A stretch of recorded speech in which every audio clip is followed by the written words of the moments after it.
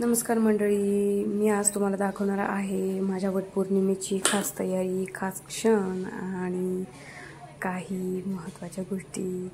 तर चला तर मग सुरू करूयात. इथे शिव माझ्या कानातले घालत होता. शिव म्हटला मला कानातले घालायचे आहेत मम्मा तुला. तर म्हटलं ठीक आहे बाबा घाल. तर मी तयारी करते आहे. चला सुरू करूयात.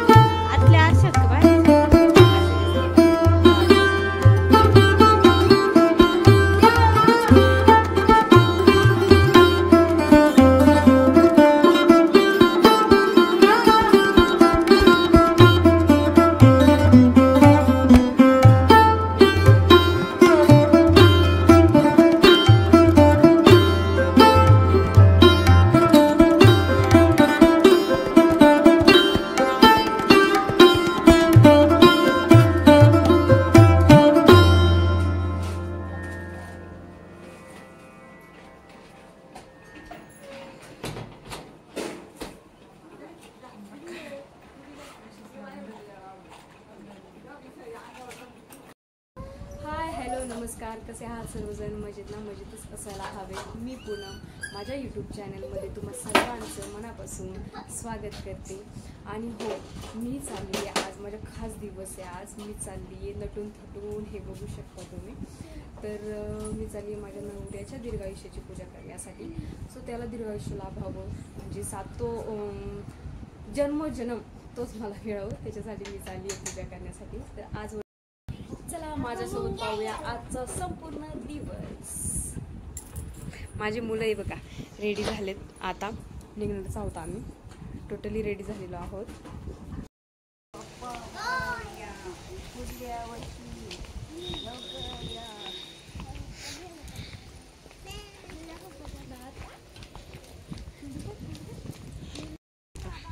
अशा पद्धतीने घोषणा देत आम्ही पोहोचलो वडाच्या झाडापर्यंत. शिवला म्हटलं होतं शिव ताट नको घेऊ, तर शिव म्हटलं नाही मला ताट घ्यायचं. म्हटलं ठीक आहे बाबा घे. सगळं सामान मी पिशवीमध्ये घेतलं होतं. तर वडाच्या झाडावरती पोहोचल्याच्या नंतर बघतोय तर काय बापरे एवढी गर्दी. मग म्हटलं एवढ्या गर्दीमध्ये पूजा करण्यापेक्षा थोडंसं आधी शूट करून घेऊयात. मला वाटलं खूप लवकर झालं की काय आम्ही, पण नाही असं काही नव्हतं. 5:30 वाजले होते आम्ही वडाच्या झाडापाशी पोहोचायला. तर वडाच्या झाडावरती खूप सारी गर्दी होती, कारण सवसांना ऊन नव्हतं आणि दिवसभर खूप ऊन होतं. त्यामुळे महिला सगळ्या सवसांच्या वेळेला आल्या होत्या, म्हणजे निवांत दर्शनाला आल्या होत्या, निवांत पूजा आल्या होत्या. आणि मी पण थोडासा निवांत स्वयंपाक करून वडाच्या झाडाला पूजाला घेतले होते.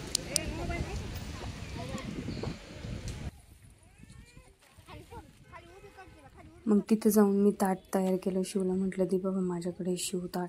पण श्री काय मला करून देत नव्हती ताट. आणि चप्पल पण मम्मीची तिथे होती. मम्मीला म्हटलं बाजूला घ्या तेवढ्या चपला. आणि त्यानंतर मग मी ताट करायला घेतलं छान असं. शिव म्हटलं मम्मा मी तुझ्या जवळच बसणार. ठीक आहे म्हटलं बस बाबा. तर मी वटवृक्षासाठी पूर्ण पूजन वगैरे ताट सजवलेलं आहे. पूजा केली आणि हळूहळू पूजा केली. शिव म्हटला तुझ्यासोबतच मी पण पूजा करणार, मला आंबा पाहिजे. तर म्हणजे ठीक आहे, थांब मला पहिल्यांदा पूजा करू दे, त्यानंतर तू आंबा घे. तर मी पहिल्यांदा पूजा केली. मला कळतच नव्हतं कारण की मागच्या वर्षी पूजा मी केली नव्हती, त्यामुळे माझ्या सगळं लक्षात नव्हतं. तर मी थोडं बहिणीला विचारत होते आणि मम्मीला विचारत होते की आता काय करू, आता काय करू.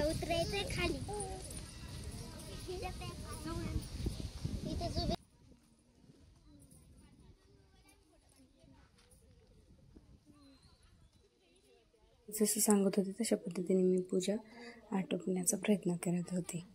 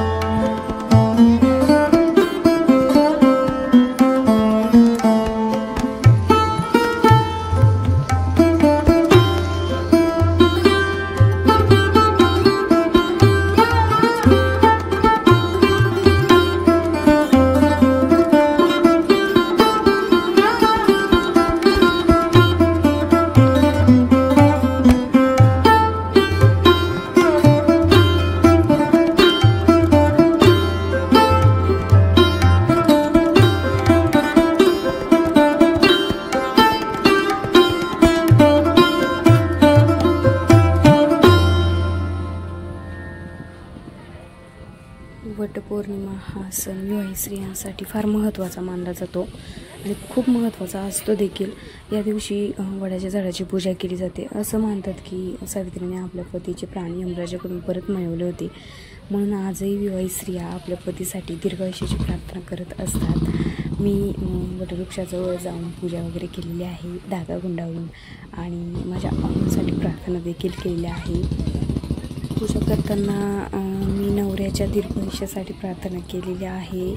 आज मी देवाकडे एवढंच मागितलं आहे की माझं आणि आमच्या यांचं नातं असंच प्रेमाने राहो, संसारात सुख समाधान आणि परस्पर समजूत असावी. तुम्ही काय मागितले नक्की मला कमेंट करून सांगा.